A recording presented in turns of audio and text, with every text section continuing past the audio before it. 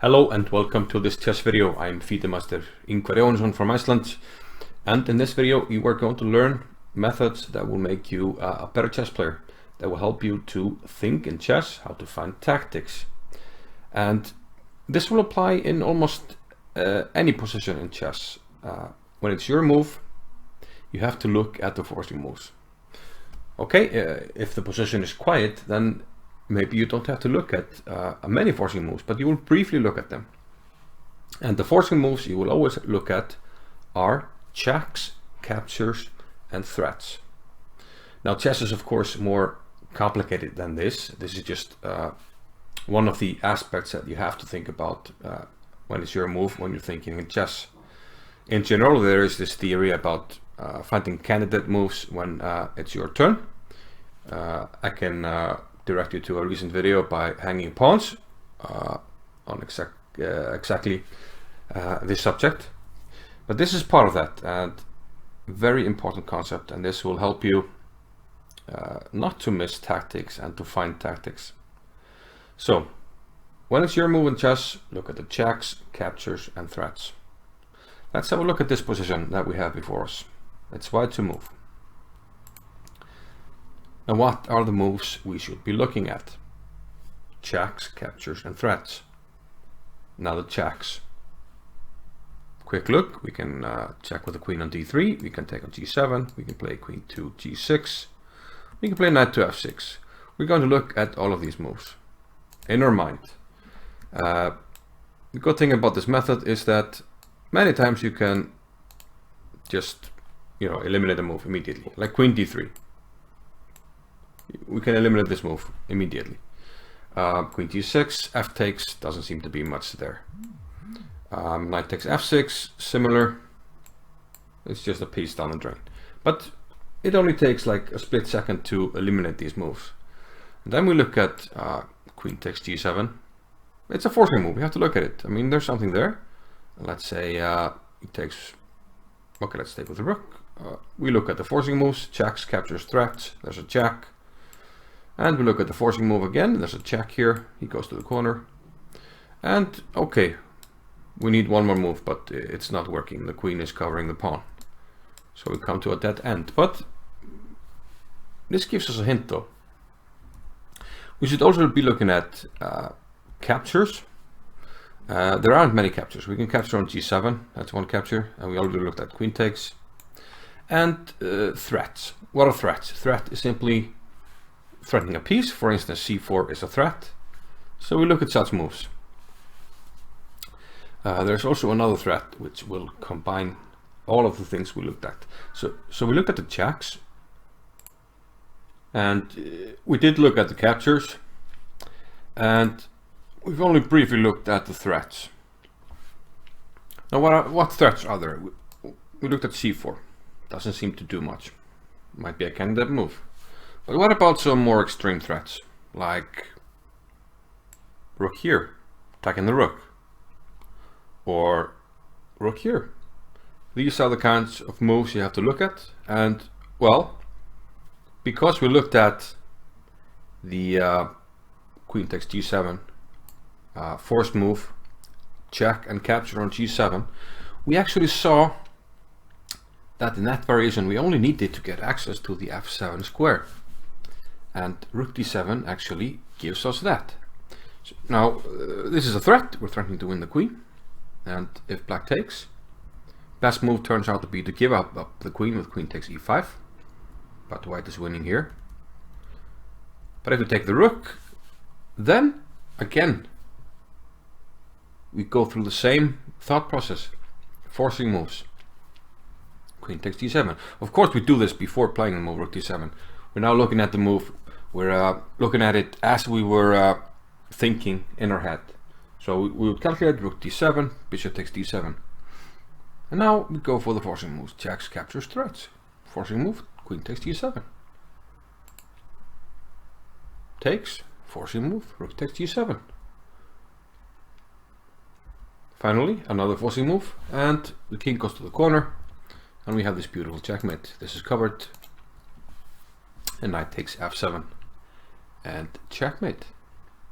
So we're going to look at some more examples. I will also add another thing to this list, and that is forcing moves, checks, captures, threats. The thing we will add is look for loose pieces, because they are very often targets. Now, to illustrate that, we're going to look at one of the most famous examples of a loose piece or loose pieces.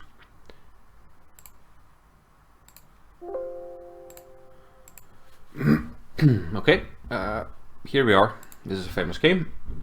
White pieces Larry Christensen, black pieces Anatoly Karpov. We're gonna play quickly through the game. A Queen's Indian, Petrosian variation with a3, c5, e4. Karpov took, played knight c6, and after bishop f4, Karpov plays knight to h5, hitting the bishop, which moves, and now he plays bishop d6, playing for control of the dark squares. He's trying to control e5 and f4. Maybe sometimes black plays queen b8. But there is a problem with this move. And the problem is, if we go to a list, loose pieces are targets. So if it's us to move here, we look at the forcing moves. Checks, there are no checks. Captures, there are no captures. We can take a b6, but we can quickly disregard this. Okay, what about threats? We can threaten this piece, doesn't do anything. We can threaten this piece, doesn't do anything. We can threaten the bishop, doesn't seem to do anything. We can threaten the bishop, doesn't seem to do anything. But you see, all the threats were aimed at this bishop, which is undefended, correct? Do we have other undefended pieces? Knight on h5. Undefended pieces are targets, so can we make a threat that combines these two? Yes, Larry Christensen did. He played queen to d1, which is a double attack. Attacking both the bishop and the knight, and you can't save both, so Karpov actually resigned the game, and this was the shortest defeat of his career, I believe. Another quick example of loose pieces. There's even a famous acronym, LPDO, loose pieces drop off. And that tends to be the case. Here we have a variation of the Queen's Gambit accepted. Knight f3, c6, e3, and here black plays a cheeky move, bishop to e6, protecting the pawn. And white seemingly has a very attractive move here, knight g5, hitting the bishop. We want to take this guy. And if the bishop moves, we can play e4, and black is in trouble with the bishop, and we're going to win the pawn. Now, if we're black and it's us to move, if we go through our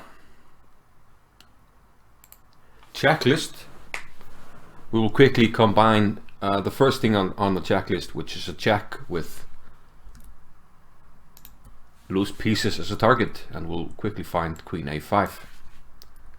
Check, which should be first on our checklist, and a loose piece, which should be high on our checklist after we go through all the forcing moves. If we can combine that, even better.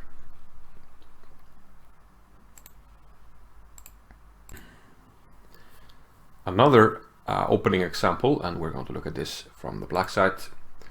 I won some games in this in my youth when this opening and variation was very popular. This is of course the Ruy Lopez. Knight f6, castles, bishop e7, rook e1, b5. This is the absolute main line, castles. c3, allowing the Marshal Attack, which is d5. So we have the Marshal Attack. Black sacrifices the pawn on e5, but gets tremendous compensation. Starting to attack the king, the rook must move, queen h4, threatening h2. White has to weaken the king. We bring in the bishop, activate more pieces. A very attractive opening for black, although nowadays it has more or less been neutralized, and it's at the top level more or less a drawing weapon. But for us mere mortals, we can still play such a variation. But okay, rook e6, the rook is getting ready for a rook lift. a4, f5, very aggressive moves by black. He wants to play f4 at some stage. White offers a queen trade, black doesn't want it, f4, and now we take on a4. Bishop takes d5, and here an attempting move by white, but the mistake is rook takes e4. Sorry, a4. So we're black here, and it's us to move. And we start looking at the forcing moves. Checks, queen takes. We can quickly disregard that. There's no follow-up. There's no bishop on the diagonal, no mate on h1. So okay, this one is over and done with. Captures, we can take here. Doesn't seem to accomplish anything at all. We can take here. Doesn't seem to accomplish anything either. Threats. Can we threaten something? We could double the rooks. That would threaten this. And as we're looking at the threats, we should identify targets, loose pieces. What about the rook on a4? Undefended. Bishop on e3. If we double the rooks, it's only defended once, so if we double the rooks, it's being attacked.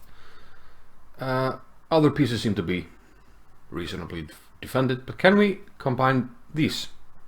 Indeed we can. And the winning move for black here is to play queen to e8. Hitting the rook, and of course double attack here, hitting the bishop. Black will win material. Let's see some further examples. Now this example is a bit more complicated. It's black to move. We have an equal position, but a lot of tension, and things aren't all that clear. So once again we start looking at the checks. Queen b6, it's just a check, doesn't seem to do much. Bishop d4 loses a piece, so we're done with the checks. Captures. Take on d5, take on e4, nothing. Take on b2, doesn't seem to accomplish much. We traded off a good piece. This is protected, this is going to fall. We're going to be a pawn down. Take on a2, definitely an option. But we keep looking at the forcing moves for white. Takes on f6 maybe.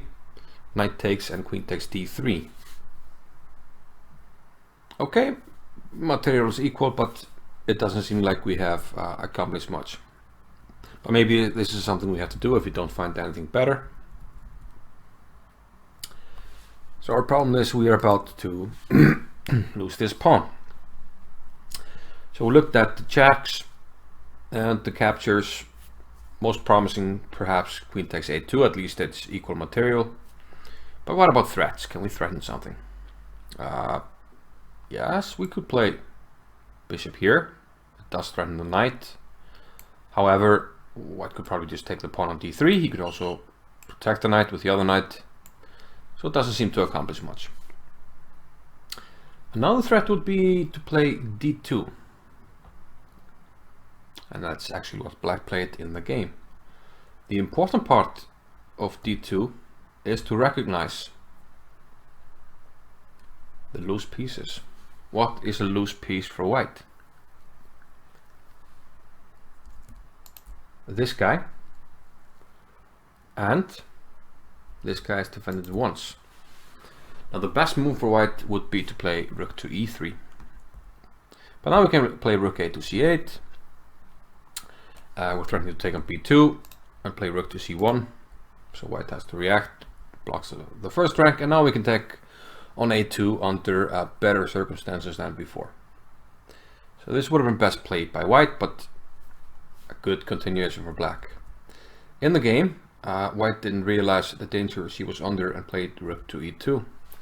And this allowed black to take advantage of the loose pieces. So what did black play?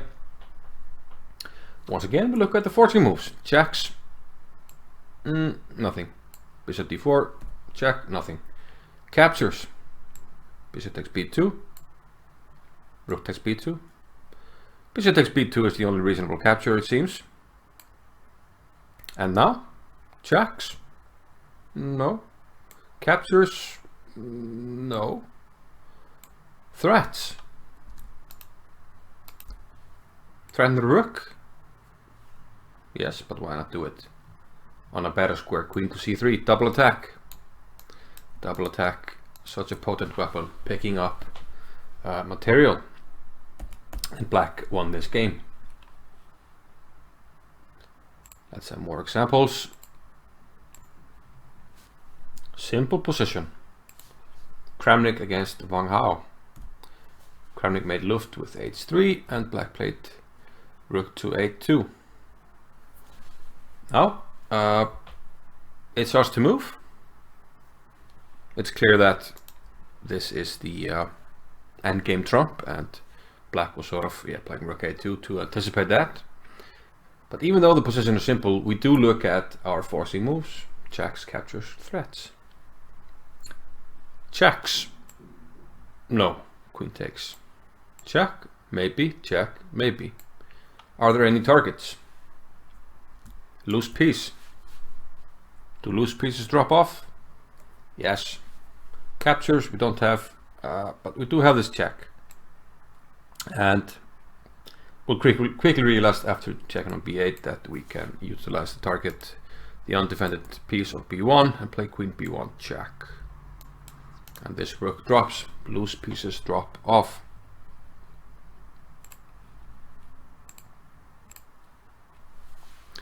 Here we have, perhaps a more concrete example.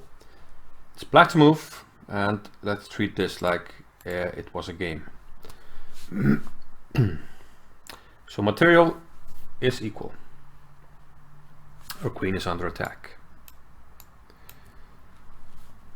And there might be some loose stuff. This guy's only defended once. The queen is only defended once. So those are potential targets. But as always, we start looking at the forcing moves. So checks. Knight f3. We can quickly disregard that. Bishop takes, and we can't actually take here because our queen is hanging. Knight takes e2. This might be an option. If queen takes, bishop takes e4, the game goes on. Okay, might be an option. Doesn't look like anything spectacular. Queen takes g2. Looks like too much. There's no reasonable continuation. Okay, so we took care of the checks. What about the captures? Knight takes e2. That's a check and a capture. Doesn't seem to be much, but okay, let's keep it in the back of our mind. What about rook takes f2? It's a capture. It's a very forcing move. And now we see an idea. If queen takes g5, forcing moves, check and check.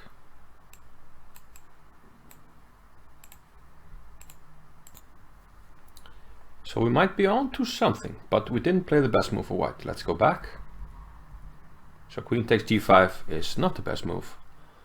Unfortunately, we can play rook takes f2 for white. Simple move. Knight takes loses the queen.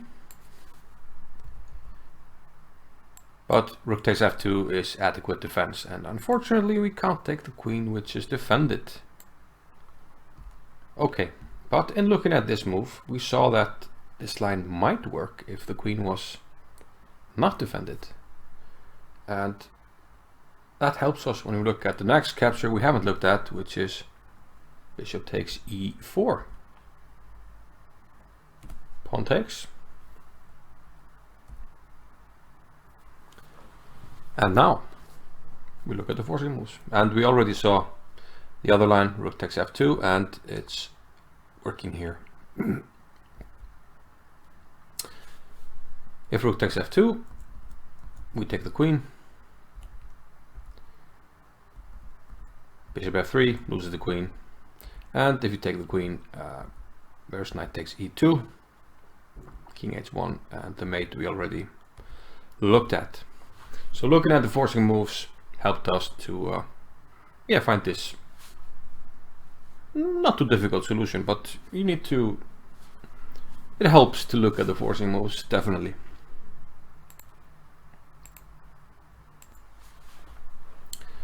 Another example. This looks like it might be something coming out of Philidor's defense, although this actually came out of a Boga Indian. But it's black to move.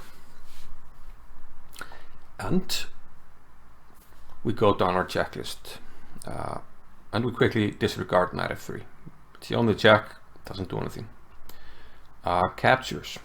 Knight takes e4. Doesn't seem to be anything there. We'll just lose a piece. Maybe bishop takes is better. What about bishop takes here? Should look at it. If we don't find anything tactical, we're just giving up the bishop pair, so it has to be something here. Let's go down this line, like knight f3. No. But hey, hang on a minute. What about bishop takes h3, trying to get knight f3 in? Now if he takes on h3 it works, but unfortunately white has bishop takes e5. So after bishop takes h3, bishop takes e5, and it turns out we are losing a piece if we either retreat or take. And this is not enough. But we have one more capture to look at. And that's bishop takes h3. And if you just look at it, and we would do this of course in a mind's eye. Bishop takes h3, pawn takes h3. Checks, knight f3. No, we can't do that, he takes. Queen checks, no. Captures, knight takes e4, nothing. Bishop takes d4. And then we find that we're in fact winning material here. King g2 and knight takes on d4. And black has won a pawn and has a positional advantage. In fact, this happened in a game between Kevin Spraggett and the Vasily Smyslov candidates tournament in Montpellier in 1985, and Spraggett actually resigned after bishop takes h3.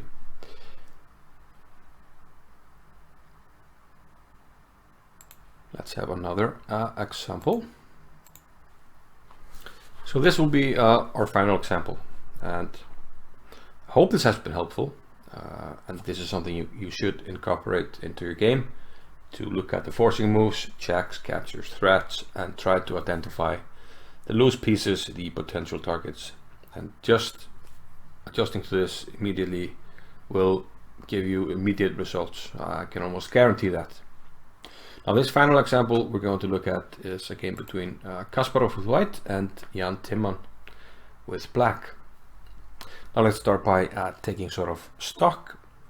Seems like material is equal. 5 pawns against 5, 3 minor pieces and all the heavy pieces. So it's white to move here. And the checks, knight h6, doesn't seem to do anything. Knight e7 would be nice if there was no bishop. Okay, we maybe note that in the back of our mind if there was no bishop there. Captures we can take here. Doesn't seem to do much. Other captures, not really. But what about the threats? Of course, we're being threatened with bishop takes f5, so we have to take that into account. We could maybe, this is definitely a candidate move, b4, hitting the knight on a5. But are there any loose pieces, targets? Well, the queen is only kind of defended once indirectly on e7, if you want to give a fork there. The knight on the rim seems a little loose. Other than that, not many targets, but okay, the knight on the rim and the bishop needs to protect something. So which threats do we have? We have b4, we have bishop c4, bishop e4, seems to lead to a queen trade and lost material actually. But there's one more threat we haven't looked at, and that is the move that Kasparov played. And the move Kasparov played was a very nice one. He played rook to e5, and this sort of, yeah, combines the looseness of the knight here and the sort of overload principle of the bishop on e5. It has to protect the e5 square and the e7 square. Can't do both at the same time, and black loses material. If the queen moves, we take the knight, and we also taken care of our hanging knight here. So Timon opted to give up the queen.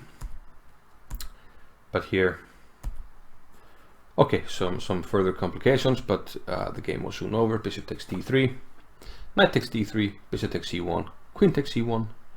A lot of forcing moves, and at the end of this, this target decides the game, and queen g5, and it matters. So the loose piece dropped off eventually, and Timon resigned.